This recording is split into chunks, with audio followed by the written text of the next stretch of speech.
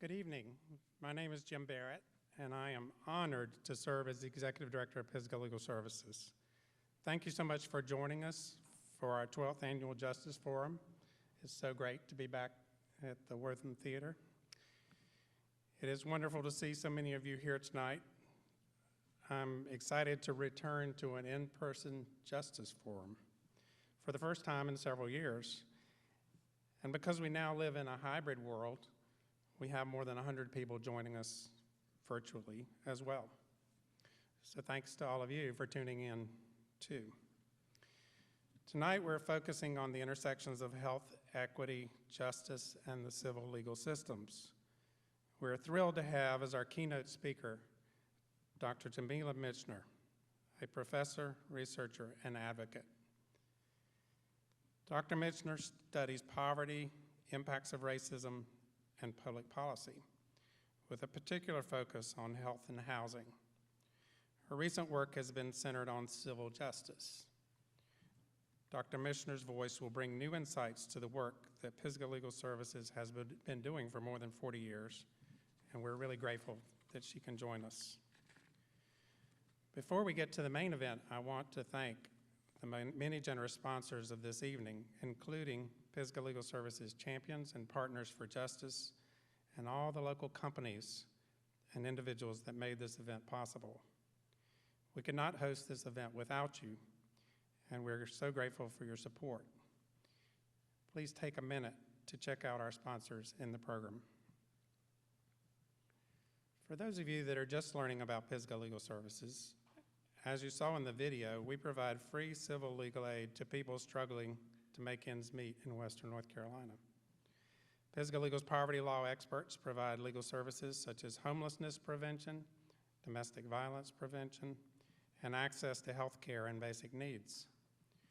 Our holistic services help people escape poverty and abuse, and those services have been enhanced by substantial support from the Dogwood Health Trust and the Healthy Opportunities Pilot to add social work, free tax assistance, and expanded ACA health insurance enrollment assistance, in addition to our free legal services.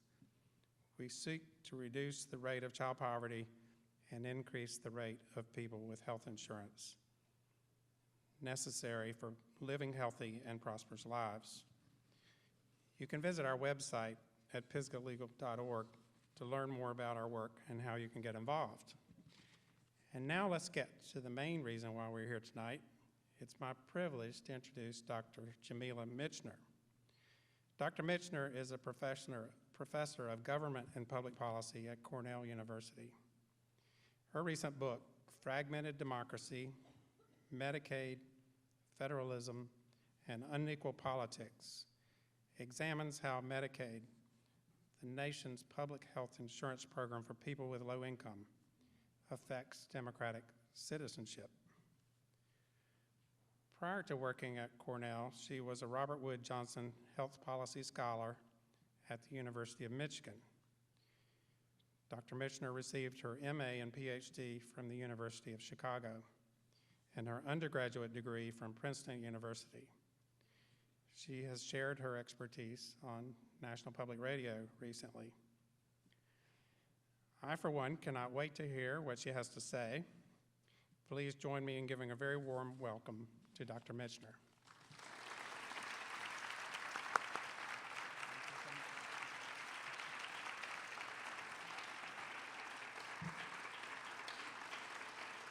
Hi, everyone.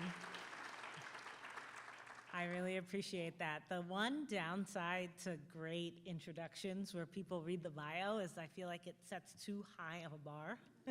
So let's adjust that downward, and that can be our starting point. No, seriously though, I'm so honored to be here. I've had such a great day. I've told a few people that I've been kicking myself for not making this trip longer. I don't think I realized what a gem Asheville was. I don't say this everywhere, trust me. You know, it's easier just not to say anything if you don't really mean it.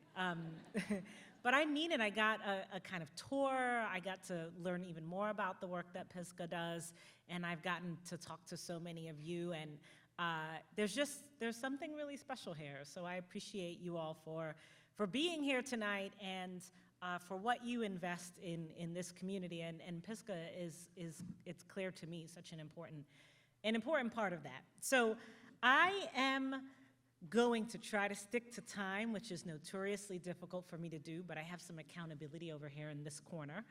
And I am comforted by the fact that we have a Q&A, so if there are things that I don't cover, there are always opportunities to ask. But I want to start here, which is in Queens, New York City, which is where I grew up in New York City. My parents were immigrants. They immigrated from the Caribbean to New York City in the 1970s, and I will date myself, but I was born there in New York City in the 1980s, in the early 1980s. And my parents came to this country with nothing, literally nothing, and worked low-wage jobs and did their best to take care of me and my 3 older brothers. But it was not an easy life. It was a life that had lots of good things to it. So I would never take that away from my parents, but it wasn't an easy life. And the places that we lived were not easy places to live. And so there was always a part of me that asked questions. Why is it like this here? I remember watching TV and thinking, well, it seems like other places are really, really nice. What's wrong with here? Why can't we live in one of those really nice places? And I had an aunt who really early in my life moved from Brooklyn to New Jersey, and we would go to her house, and it was just peaceful and suburban, and she would leave her front door open, and there was no one selling drugs, and it was safe. And I just remember thinking, I can't believe that people live like this. And I just couldn't understand why that wasn't possible for everyone. And so I always had that instinct in me to want to understand why and to want to grapple with poverty, with racial inequality, and with the reality that so many people in this world have very little. And so I have always been good, as so I've been told, at talking, much to my parents' dismay, at arguing. And when I went to college, I was, first of all, like sort of dumbstruck by the fact that I ended up at Princeton. I applied there on a whim thinking, people like me don't go there. But it happened. And I thought, like, oh, great. Everyone said I would be a great lawyer. But I knew what I was passionate about, which was poverty, racial inequality. So I have to blend these things. I have to be a lawyer who represents people who are living in poverty. So the summer after my junior year of college, thinking that this was my destiny, my future, I interned at Queens Legal Services, which is on the 3rd floor of this building. There was no Starbucks there at the time, just so you all know. So I did not have mixed motives for doing this internship. I did it because I wanted to be involved in the work. And I did a bunch of different things. It was wonderful. The executive director of Queens Legal Services, Carl Callender at the time, wanted to make sure I really got a sense of the work. So I wasn't filing papers. I was at times going to court with the attorneys and observing. And I did a lot of intake. And honestly, I went home sad every day because this is my community. This is where I lived, where I grew up. And although I knew it was a hard place to live, I knew that from experience, I don't think I realized the depth and extent of it until I was sitting in Queens Legal Services talking to people about their problems and realizing how very difficult the barriers were that people were facing to very basic access to very basic resources, to housing, to public benefits, to the safety and protection that so many people take for granted. And I kept asking why. And one day, one of the attorneys said, I get it, you're young. We don't do why. We do what? What can we do to help as many people as we can, as much as we can? And I found that so admirable, and I was just struck by the nature of the work that they were doing, but I also found it really hard because I was a why person. So I left there not sure that I wanted to be a lawyer, but sure that I cared about this work. And eventually, more than a few maybe, years later, I found my way to graduate school because I thought I want to try to study these things and understand them in a larger context. When I got to graduate school, everyone told me, no, that's not what political scientists do. We don't know anything about civil legal services. It appeared no one knew much about it when I brought it up. And so I ended up going in a different direction in graduate school. I studied health policy, a lot of work on Medicaid and Medicaid policy and thinking about that in relation to the way that policies like Medicaid affect people's social and political lives. And that was great work, but I could never let go of that experience that I had at Queens Legal Services. I could never quite let that go. And so I thought, when I get a chance, I am doing research on this. And I've gotten that chance in the last several years. And I've started what is going to be a longer trajectory of research, thinking about civil justice, thinking about what it means to people in communities, thinking about how public policy can support and enhance our ability to give people access to justice in ways that allow them to thrive and survive in ways they wouldn't otherwise be able to. And thinking about what happens when we expand civil legal rights, what happens when people have more rather than less access, what good can that do? Really charting that out, really building a case for why this is important. And the deeper I've dug, the more I have found, right? And so it's been a journey that I'm grateful for, but my training as a political scientist has led me not only to ask questions about what civil legal services and resources mean for people's material lives, and let me be clear, they mean a lot. I've been doing a lot of qualitative work for this book. I do both qualitative work that involves talking to people and trying to understand their experiences, doing that systematically. So I'm talking about hundreds of people all across the country. And I do quantitative work that involves using even larger sources of data, large surveys, nationally representative surveys of people all across the country, administrative data. And I use those different kinds of information to give me different perspectives on whatever phenomena I'm studying. And it's clear to me, especially when I talk to people, that the material consequences of having access to an attorney are life-altering. It's the difference between a roof over your head or not. And that's not just a roof over your head. That's, will your children be able to focus in school? Will they be able to feel secure and confident in a way that allows them to progress through life, the ways we all want our children to progress through life, right? And there are plenty of examples, again and again, that I encounter when I'm talking to people about how profound, in a very concrete, material way, legal resources are for them. But I've also paid close attention to what those resources mean for their ability to be full and equal and engaged parts of our political community. In other words, what does civil legal equality mean for democracy? Now, sometimes when I say that to people, they're like, wait, what does democracy have to do with this? No, the answer to that might be, to a hammer, everything's a nail. And I'm a political scientist, so I'm like, I think this is relevant. But I don't think that's the answer. I think that the answer is that it does matter, right? A foundational element of democracy is around the ability to participate, the ability to have voice in a system, not just through voting, but through a wide range of ways that people participate locally in their communities, in their everyday lives and beyond.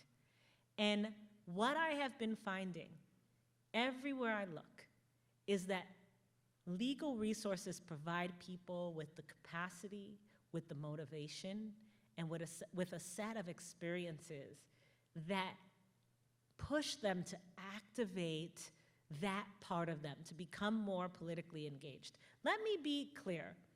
This isn't about a party. It's not about crass horse race partisan politics. It's about the ideal of democracy. What does it mean for everyone to have a voice?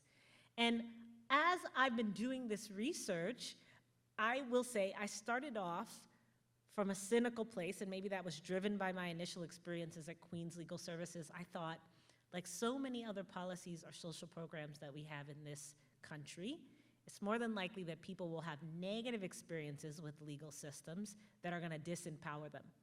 And political scientists have actually done a fair amount of work on criminal legal systems, and that is exactly what the primary finding is that we've now replicated for a very long time, for at least a decade. That you have these disempowering experiences that not only make your economic life, your material life harder, but really weaken and dampen your voice and your standing in society and your ability to contribute. And I thought I would find something similar in the civil space, and I didn't. And so I want to share with you what I have been finding, and I want to sort of talk through that with you all so that you can understand the implications that I've been surfacing around this. So this first quote, I'm going to share, I could share this information with you in a lot of different ways, but I'm going to do it through narrative. I'm going to draw on the voices and the experiences of people that I've interviewed. These are just a few people because I only have 20 minutes. 10 now. Okay, good to know. Accountability is key, folks. But I thought, if we're talking about democracy and voice, it's only appropriate to draw on the voices of the people who are experiencing these things in the process, and it's such a crucial aspect of my own research process. So this is a man that I interviewed several years ago in New York. I'll call him Ronald, although none of the names are people's real names because I'm careful to protect people's identities. And he told me about how he first encountered legal services. He was being, I won't read the quote directly, but he was being evicted from his apartment in New York City. Now, he had a Section 8 voucher, which meant that some of his rent was being paid by the government and the rest of it was being paid by him. He was paying his portion, but his landlord was violating rules in terms of the standards for habitability for apartments. And so Section 8 had done an inspection, and his landlord failed the inspection, so the government stopped paying their portion because people have to be living someplace that is habitable for you to get these resources. The landlord's response, instead of being to fix the problems, was to evict Ronald. He had just come back from a stint of 2 months in the hospital. Ronald had a collapsed lung. And this is just one example of how this intersects with health and health equity, which is another big part of what I study.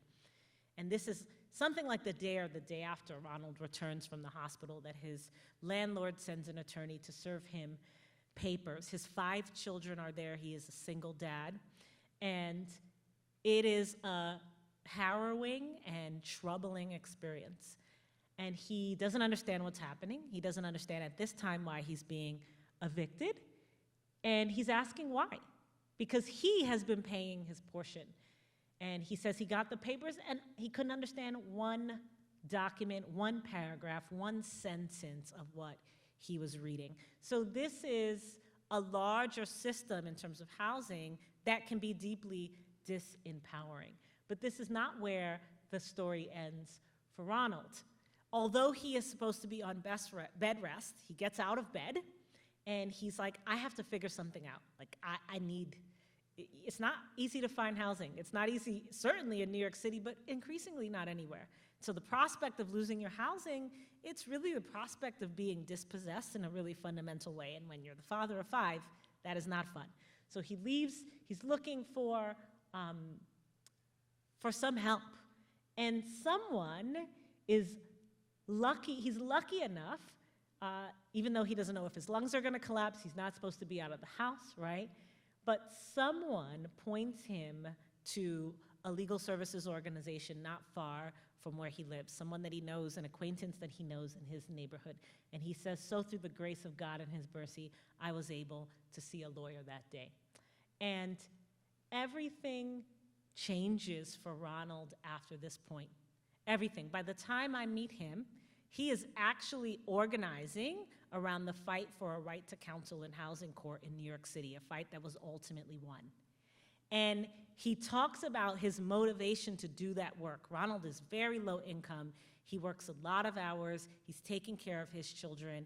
But he talks about not wanting any family to ever go through what he went through. He talked to me about the difference between what it was like before he was sure he would be able to have an attorney, and once the case started to work itself out and his kids could be more sure that they were gonna have a roof over their heads. His daughter had started to slip in school and her grades went from A's to D's. And when the case resolved itself, she was back up at A's and she's now in college. He talked about all of the different ways that this affected his life, and it moved him not to just be happy and move on with his life, which would have been perfectly okay and understandable, but also to engage more deeply, to try to play a role in making sure that people like him going forward had power. And Ronald was not the only one who told me stories like this. And in fact, in addition to talking to people with legal problems, I interview community organizations who would talk to me about the reality that when people have legal problems, helping them meet those legal needs is a primary way to help connect them to community, to help them understand their voice and their power, to help bring them into the life and the work of a community. In other words, what I would say is to help strengthen democracy. And a lot of community organizations told me about how they did this, about how they could have an in. The in wasn't to try to get somebody to vote for a particular party or candidate. Hardly any of these organizations thought much about that. The in was to bring people into the life of the community, to bring people into a space where they could have an influence over the processes that were so profoundly affecting their lives. And this is an example of the kind of thing that community organizations told me about how they build power in communities where there is so little power through meeting legal needs, which ultimately helps to meet people's physical and material needs.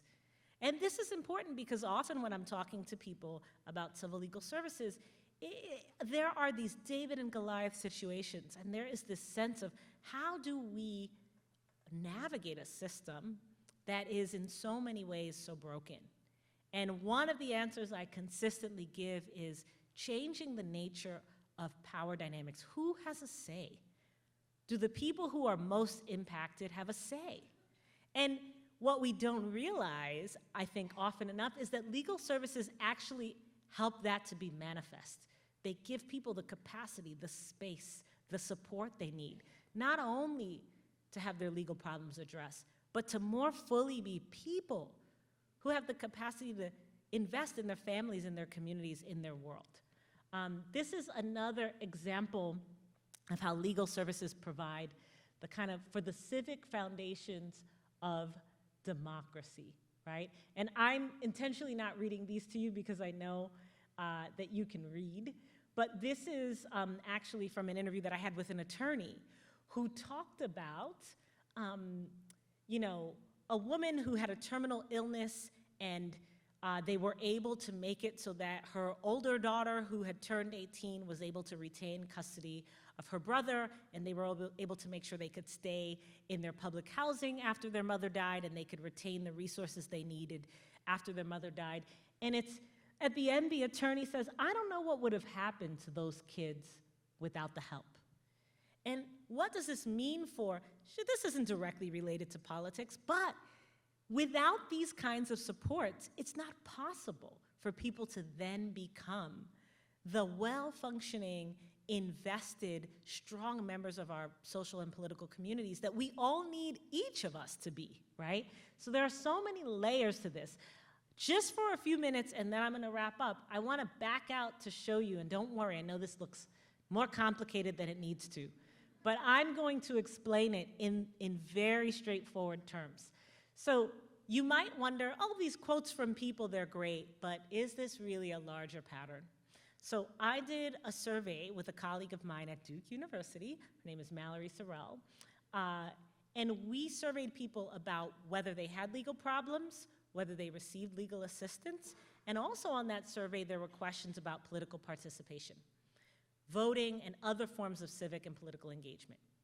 We surveyed over 20,000 people across racial groups, and in particular, we were interested in whether people had legal problems and whether having legal problems affected their likelihood of voting and their likelihood of participating in other ways in politics, whether you join a local group, whether you're a part of a local organization, whether you do work in your community. And what we found, so anytime you see something that's to the left of one of these black lines going down the middle, it means that it's a negative effect. And for any legal problems, what you see is that for every racial group, we break this down by racial group, there's a negative relationship between having a legal problem and participating in politics through voting, right? But often a positive relationship between having a legal problem and civic participation, doing other things that are much closer to your community. We wanted to understand this, so we looked a bit further, and we wanted to see if having access to counsel was possibly explaining this effect. And what we found was that having access to counsel, and this is particularly true for low-income people, and this is especially true when we ask about whether the access is in terms of legal services, makes it more likely that people engage in the political process and feel efficacious, feel like their political voice matters. So this isn't just individual stories, which are key and which actually we needed to hear the stories because that's what motivated us to collect this larger data. But this is based on a sample of 20,000 people across race, across different life situations. So I'm wrapping up here, and I want to wrap up by saying democratic participation matters, right? As someone who studies Medicaid and who has watched and in some ways participated in fights in a variety of states for things like Medicaid expansion, I know that it matters who's at the table. It matters who is able to put pressure on elected officials and on other people who are in decision-making positions. It matters who's participating and whose voice is heard. And we can think about things like the battle for Medicaid expansion and things like legal services as two separate buckets. But as someone who's done research in both realms, what I've realized is these things are so connected because the foundations of democracy that allow us to make sure that when policies truly benefit the people who need them most, they happen. Those foundations depend on a set of resources that include legal services, right? So I'm gonna stop there, and we'll have lots more time for conversation, hopefully, but I wanna be quiet so I don't eat up that time. Thank you for listening.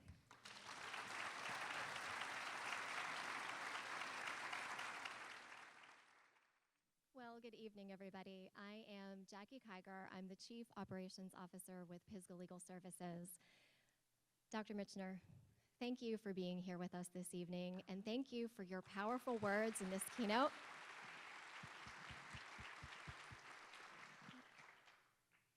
I know that I'm speaking for everyone who's sitting out here in our audience tonight and those that are joining us on Zoom when I say how deeply grateful we are for your work, for your research, and for how you are highlighting the inequities around access to civil legal services and how that impacts poverty and health and democracy.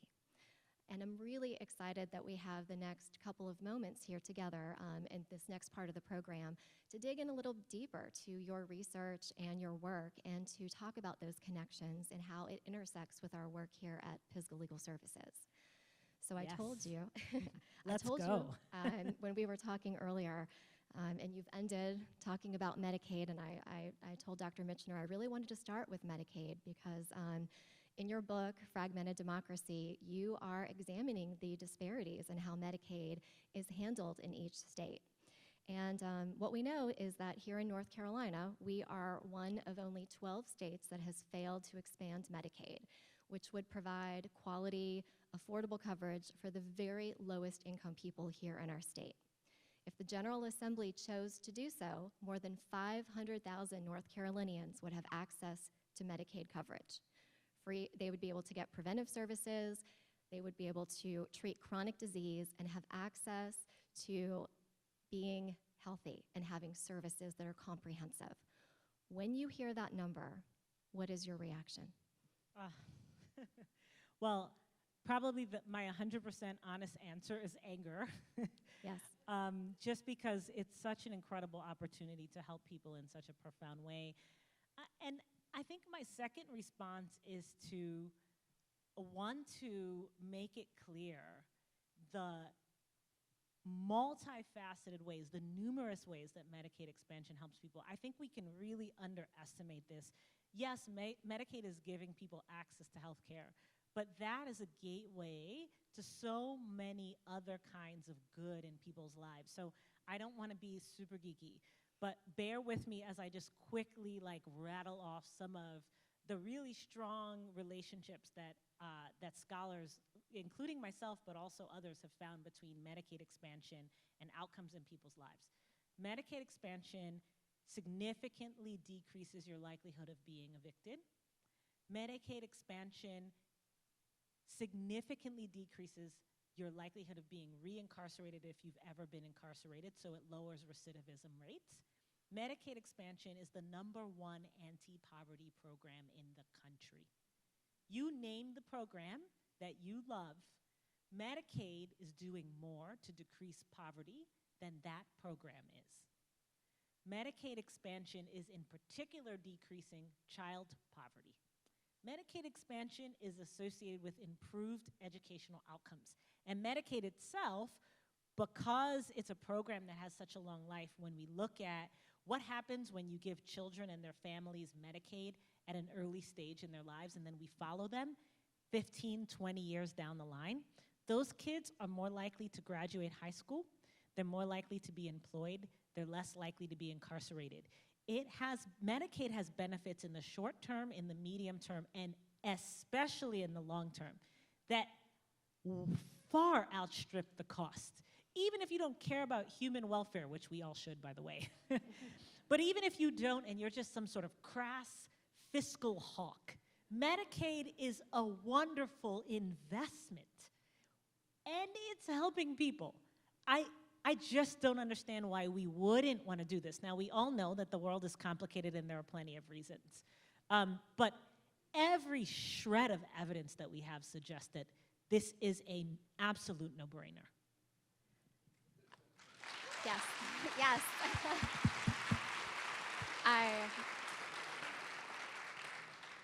Thank you for that. Thank you for so eloquently explaining the deep impact of Medicaid and how it connects to so much. Health and housing. Housing is health. There are so many ways in which this all connects. Now, I want to ask just one quick follow-up question, and that is for everyone out here who's listening to this, maybe hearing how important Medicaid is, what can we do to move forward here in North Carolina? Yes, this is the right question. One of my favorite quotes is from Alice Walker. And one of the things Alice Walker, really seminal, famed, writer, said is, the easiest way to lose your power is to not recognize that you have it. If you're in this room, you have power. Even if you don't feel like you do.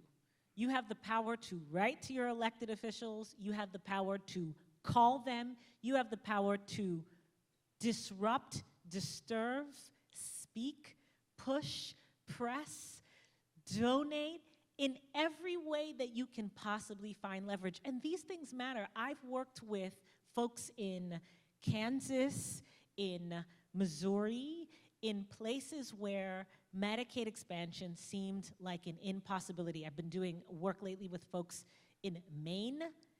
These are places where Medicaid expansion in Kentucky, it just didn't seem possible. But it happened, and it didn't come from the goodwill in anyone's heart. I wish that was how our world worked, but it is not, unfortunately.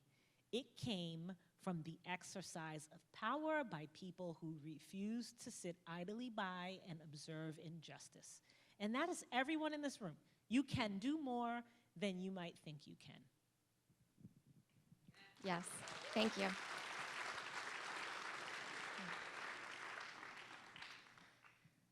So I want to talk a little bit about a story that you were quoted on, and it was an NPR story that ran recently, and it discussed how the federal government policies implemented during the COVID-19 pandemic have led to decreasing rates of child poverty and decreasing rates of the uninsured across our country. Now, impacting two of those measures, reducing child poverty and reducing the uninsured rate, are two important measures in Pisgah Legal's Health and Economic Opportunity Program. We're looking to help low-income families access that child tax credit and earned income tax credit and help enroll people in affordable health insurance under the ACA.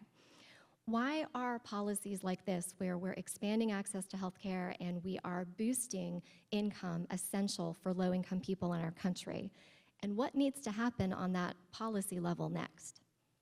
Ah, such a good question. And I love the fact that I have more than 30 seconds. I won't take much more, but more than 30 seconds. The funny thing about these NPR interviews is that you talk to them for like an hour, and then it's like 10 seconds of you saying one thing, and you're like, there's so much more to the story.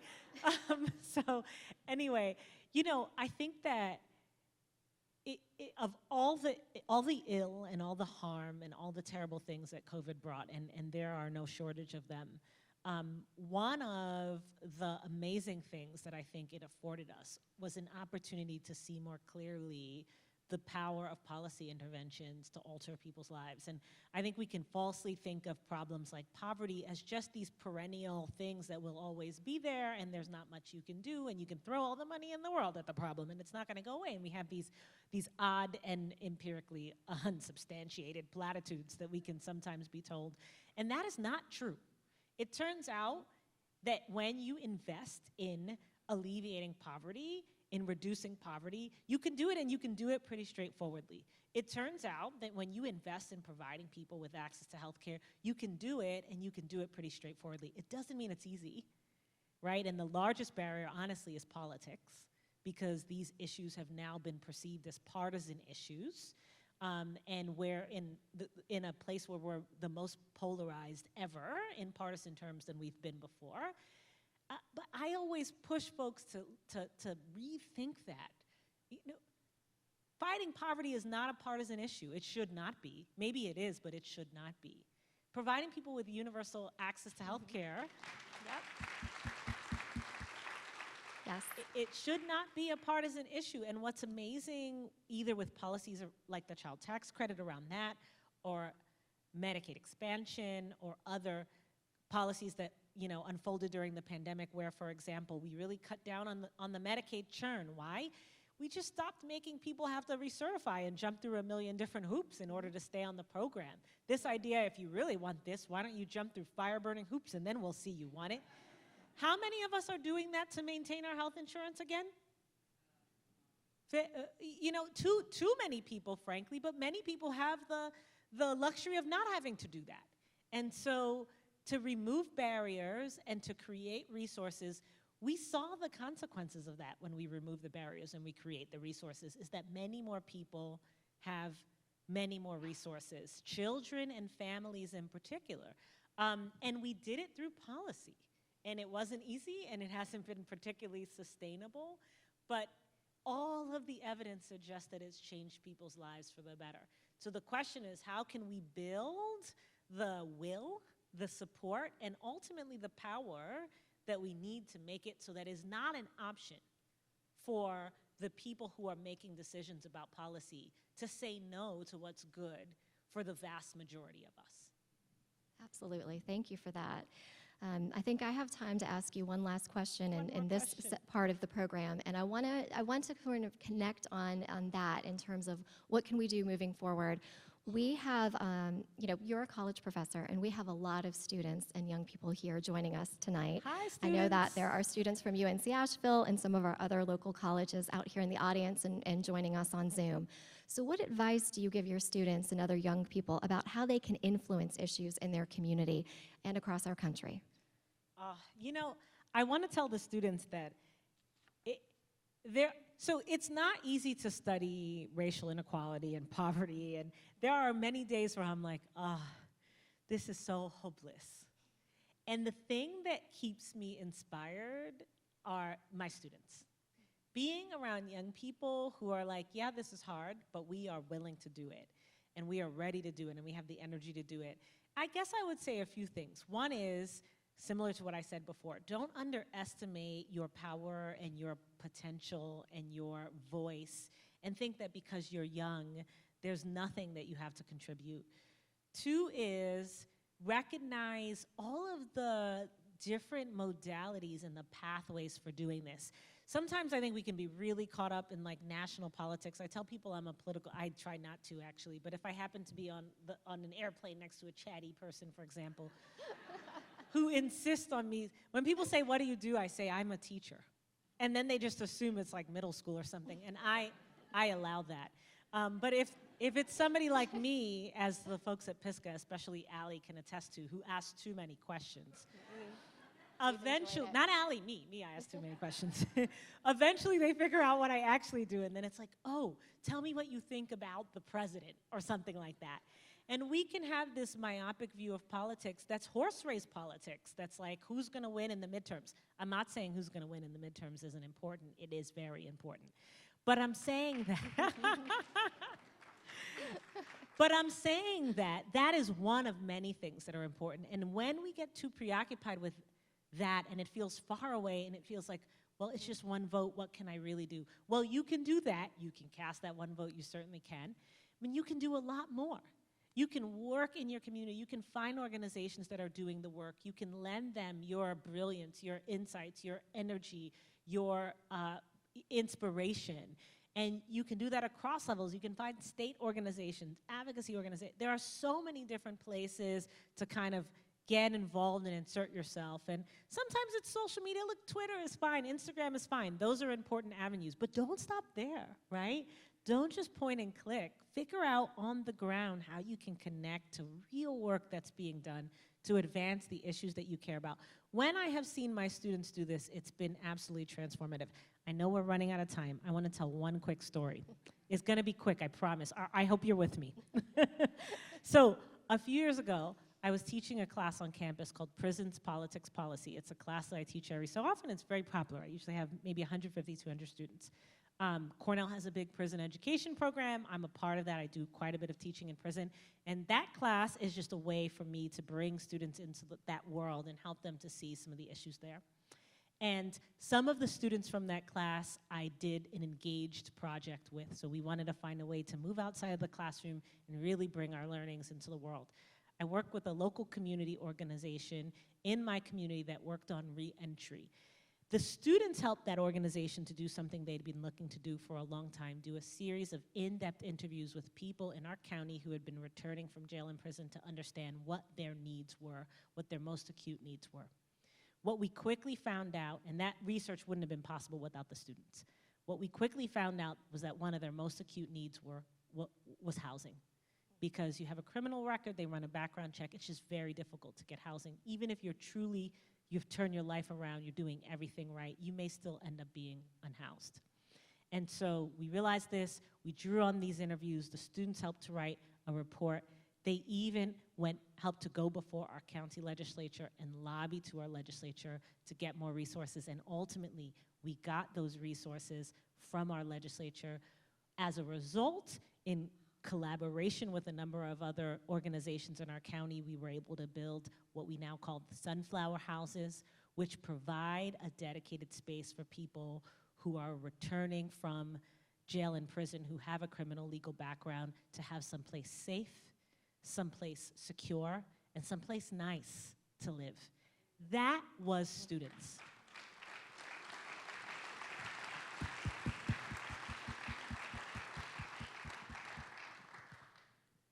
Dr. Michener, I could stay up here all night talking with you. I've Let's so do it. enjoyed. No.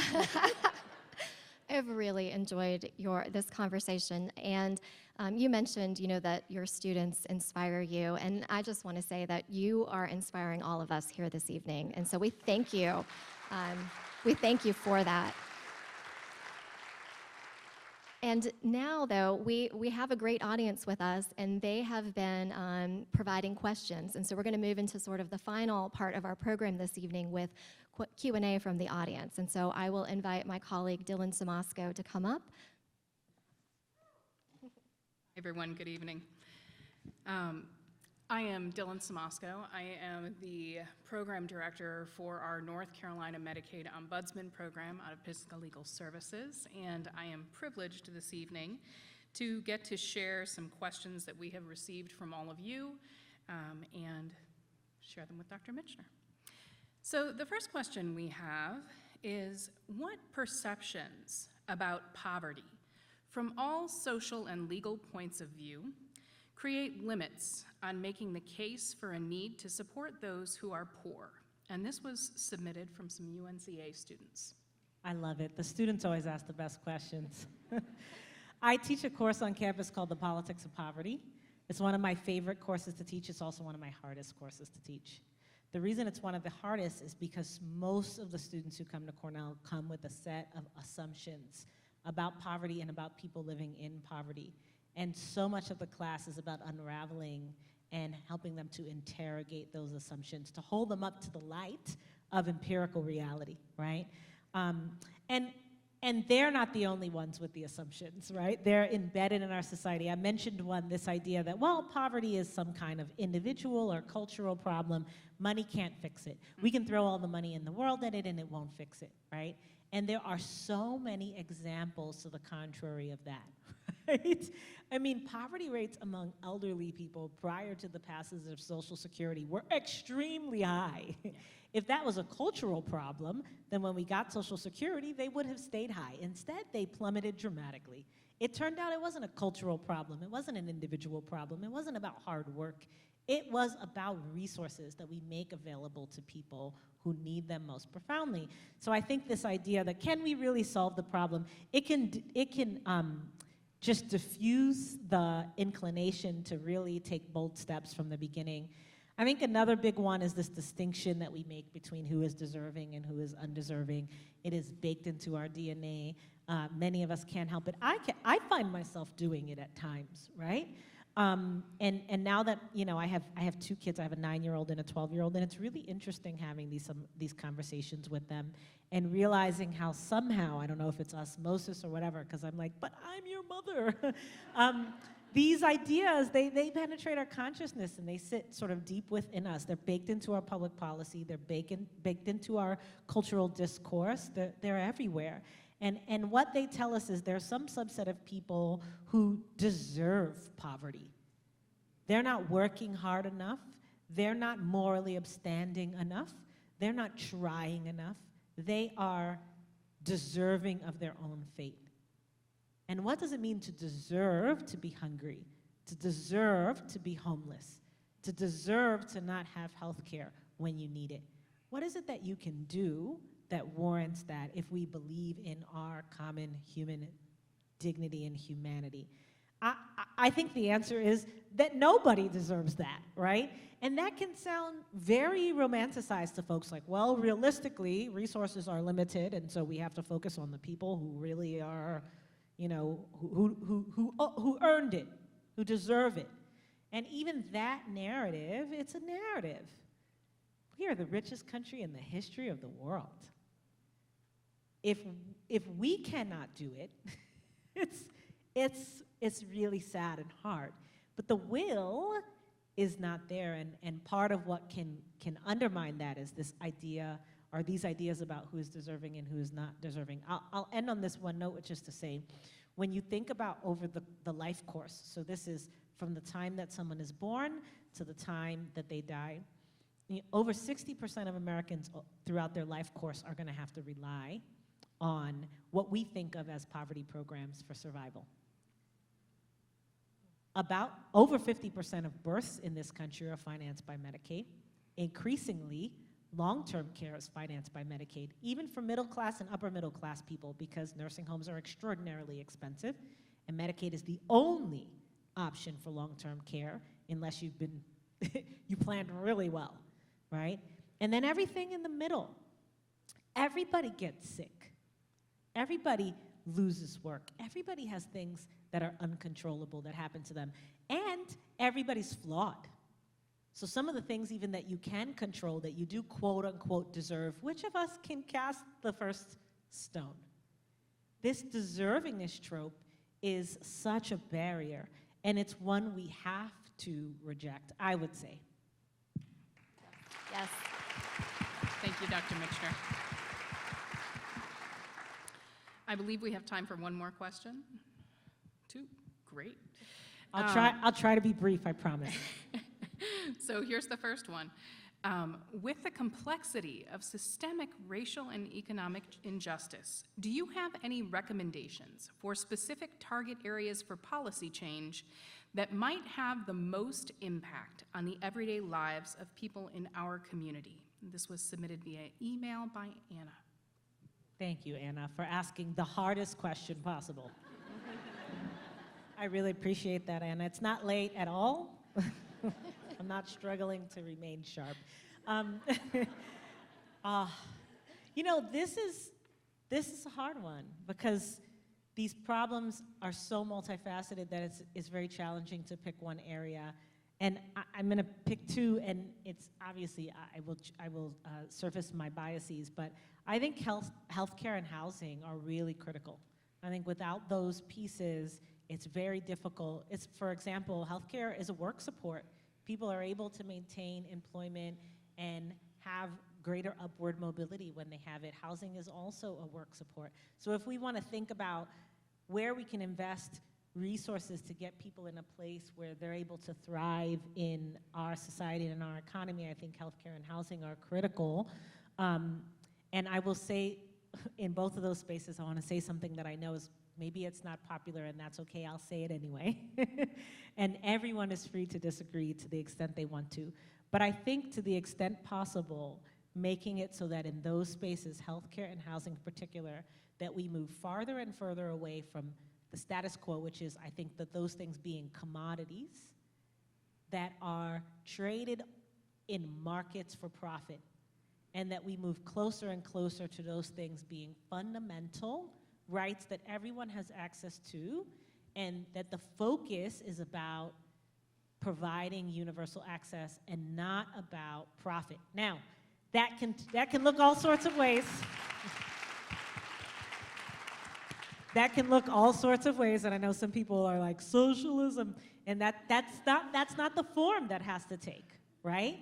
But it's about moving along that spectrum away from privatizing and profitizing resources that absolutely everybody should have access to. So that's a very broad response, but it's the lens I would look through if we wanted to think about where do we really target our energies and efforts. So this dovetails nicely with that statement. What strategies have been successfully employed by cities for dealing with homelessness? And that was submitted by Bet. Oh yeah, I think this is great. There are so many examples here, and the more work I've been doing on housing over the last few years, the more it feels impossible to answer just because of how many different strategies there are. And the reason there are lots of different strategies is because every place is very different. The causes of homelessness and the politically palatable responses to it are going to vary tremendously. They're going to be really different in New York City than they are in Asheville, right? So the question is, like, what are some threads maybe that we can pull across those that apply most broadly? And I'm going to sound a little bit like a broken record, but forgive me here, because I think this is important, so I want to reiterate the message. In the places where I've seen the most transformative, the most broad-reaching changes happen with respect to housing and homelessness, those have been the places where people who are housing insecure, where people who are unhoused actually have a say in the policy and the process. So it's not so much about me from my perch at Cornell saying X policy is the one. It's about all of us saying who is the most affected and what are their experiences. And what can we learn from them and from their experiences and from their participation and their engagement? What can we learn when they actually have power and voice? And that is what points us to the right policy. So it's more about a process and the principles of process than it is about one specific policy. And if that sounds like a cop-out, it also is that. Thank you very much, Dr. Michener.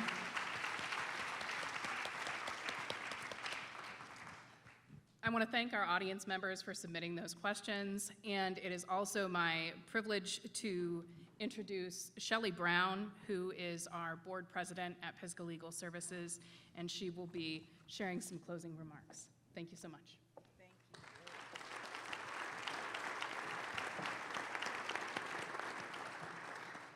Thank you, everybody, but most importantly, thank you, Dr. Michener. You are amazing.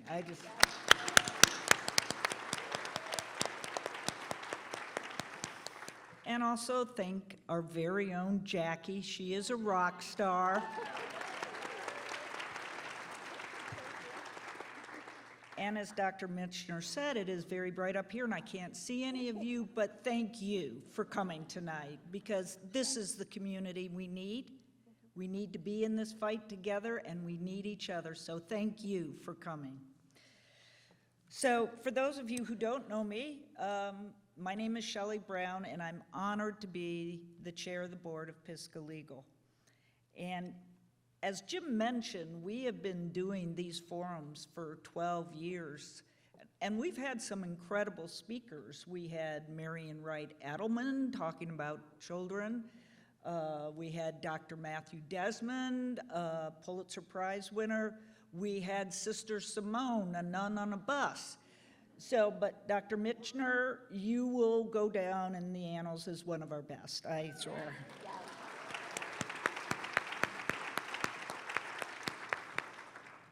You know, one of my main takeaways from tonight was she gets us.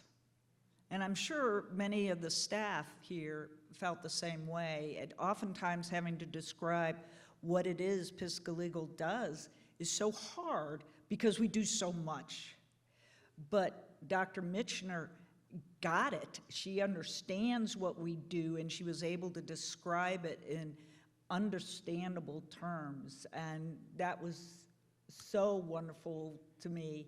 And to hear you describe our work made me so proud to be a supporter of Pisgah Legal. So Pisgah Legal is here for the fight, and we need your help. And you can help us, you can help our community in all of the ways Dr. Michener mentioned. Get involved. I can't see you now, but there are so many of our volunteers that are here tonight. I saw John Knorr earlier. He's like one of our stellar attorney volunteers, won the state award for volunteerism. I saw Kitty Schaller, who is one of our lay people volunteers who does ACA enrollment and other navigation. And it doesn't mean necessarily volunteer at Pisgah Legal. I saw Jenny Eblin, who has been so instrumental in the state on advocating for early childhood education. So if you're not going to volunteer at Pisgah Legal, volunteer somewhere and work for our standards.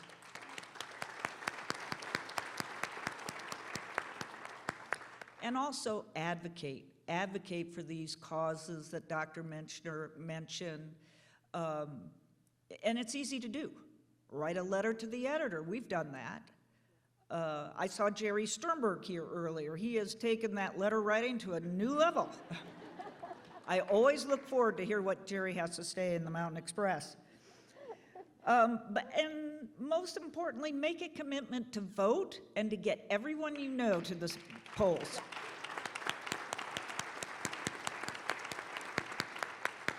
So these are things that each and every one of us can do and need to do, but also we need your help financially. I'm hoping that you're inspired by this evening and want to help us even more. Pisgah Legal has made it easy. They've included a little envelope in your program. Also, you can go on pisgahlegal.org to give, or you could ask any of the staff that are here, Jim Barrett, Jackie, Allie, they can all help you. So we would really appreciate any financial contribution you can do. As many of you know, we have been the wonderful recipient of Dogwood Health Trust, a large grant, but that grant is for additional different work. They're not funding us for our homelessness prevention, our fights in the courts to stop evictions. They're not helping us with stopping domestic violence, assisting victims, assisting the children of violence. So we still need financial support for our core work. And so I'm hoping that you are inspired by tonight and will make a contribution. But most importantly, we just need you in the fight. Pisgah Legal will be here always fighting for justice, and we need your help on that. We appreciate you for being here tonight and for fighting for justice. Thank you very much.